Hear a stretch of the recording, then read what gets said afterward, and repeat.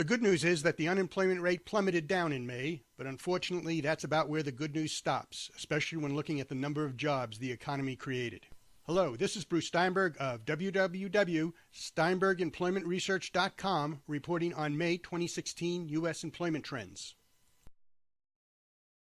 The Current Population Survey, or CPS, but commonly known as the Household Survey, reports the May unemployment rate dropped to 4.7%, which was a 0.3% decline from March and April when it was 5.0%.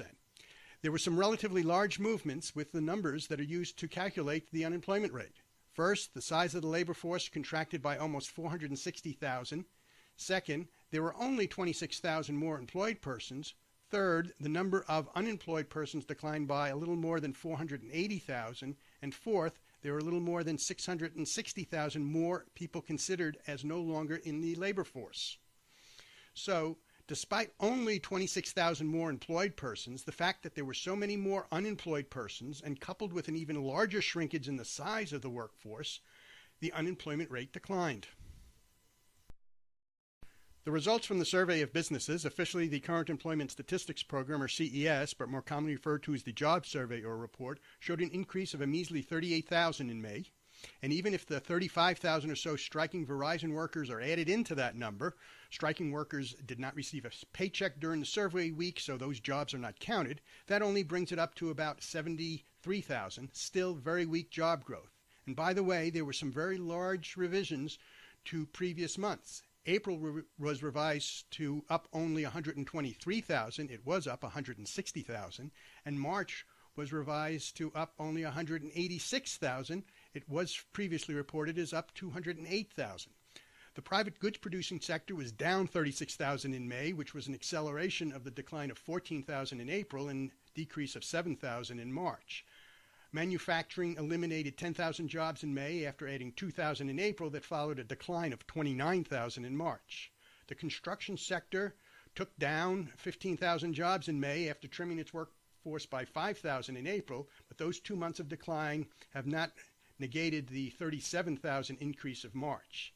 And the story was familiar in mining and logging that declined by 11,000 jobs in May, and that follows a decline of also 11,000 in April and a decline of 15,000 in March. Growth in the private service providing sector was extremely weak. In May, this sector gained only 61,000 jobs, 96,000 or so if the striking Verizon workers are included.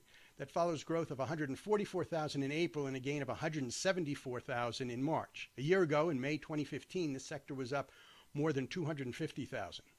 However, the retail trade sector decided it needed more people and added more than 11,000 jobs in May after eliminating a little more than 5,000 in April, which followed a hiring binge that saw an increase of more than 42,000 in March. The professional and business services sector managed to add 10,000 jobs in May, following a 55,000 job increase in April and growth of 31,000 in March. In May 2015, it increased by 80,000 jobs. Job growth in computer systems design and related services was 7,400 in May, which was only slightly slower than the 86,000 it added in April. The education and health services sector added 67,000 jobs in May, with an assist by the sector's highly seasonal educational services subsector growth of almost 12,000 jobs. The healthcare and social assistance subsector was up more than 55,000 jobs in May after growing by almost 32,000 in April.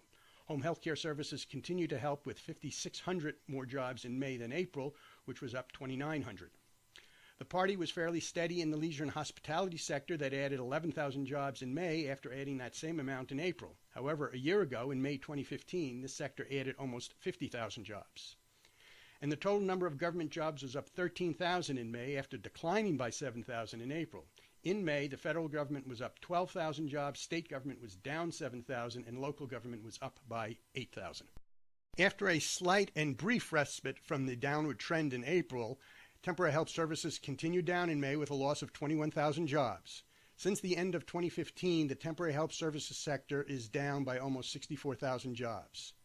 In May, there were 2,880,300 temporary help service jobs, which was a 0.7% decline from April and up only 0.6% year over year.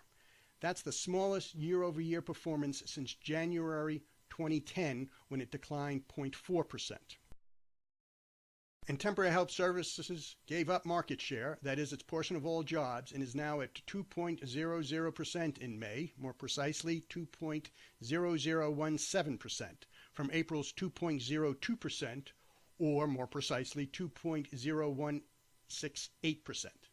At the end of last year, in December 2015, it was 2.06%, or more precisely 2.0567%. Other than an unemployment rate at 4.7% in May, and it has not been at this level since the end of 2007, it is difficult to even put lipstick on this pig of a jobs report. Last month, we called the jobs report a bit of a disappointment. This month, we wish it would be that good. But it's interesting to note that the Fed's Beige Book, which is an anecdotal amalgamation of comments from businesses gathered by the local Federal Reserve banks and published this week, covered much of the same period of time of this monthly employment report. A fair amount of the comments were from employers reporting difficulty in finding properly skilled workers for their job openings. So just maybe, employers did not add jobs in May because they simply could not find enough properly qualified workers. This has been Bruce Steinberg, and this is just a brief sample of the employment data and analysis we provide.